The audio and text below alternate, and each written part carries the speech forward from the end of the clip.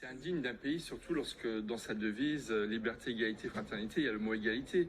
C'est vrai que dans le modèle français, l'idée d'égalité est très importante. Et c'est vrai que la réalité, c'est que depuis 5-10 ans, il y a effectivement, il y a un affaissement non seulement du pouvoir d'achat, mais du niveau de vie. Je voyais que l'espérance de vie la différence d'espérance de vie entre les 5% des Français les plus pauvres et 5% les plus riches, elle est de 13 ans. Donc, si vous voulez, il y a le sentiment d'inégalité. C'est plus que ça, c'est une inégalité. Voilà, il augmente parce que les inégalités augmentent.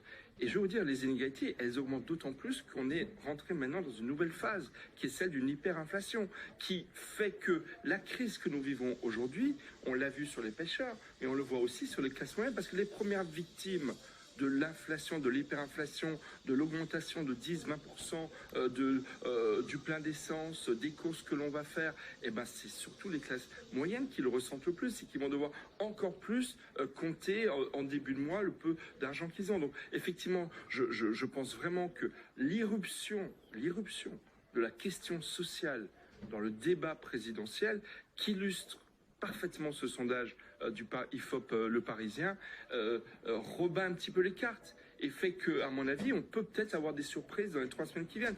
Rappelez-vous, il y a 3 semaines, déclenchement du conflit en Ukraine.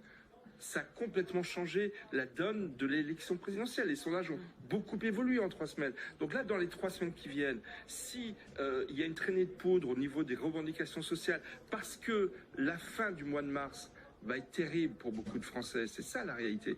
Ça peut, encore une fois, changer beaucoup de choses sur l'élection présidentielle. Tout va aujourd'hui tellement vite.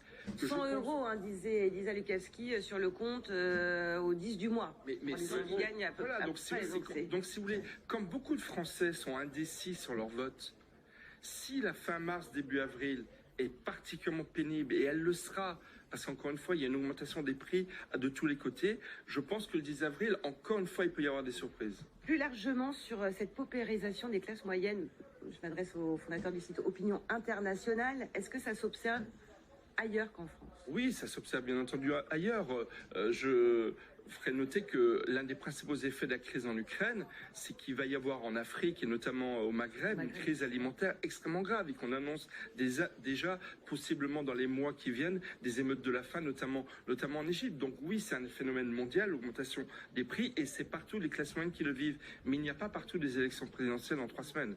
Et ça, c'est sûr avec un débat politique où, encore une fois, vous avez des postures, Marine Le Pen, Jean-Luc Mélenchon, qui sont beaucoup sur ce terrain du pouvoir d'achat. Et donc, encore une fois, je pense qu'on est loin de savoir qu'est-ce qui va se passer le soir du 10 avril.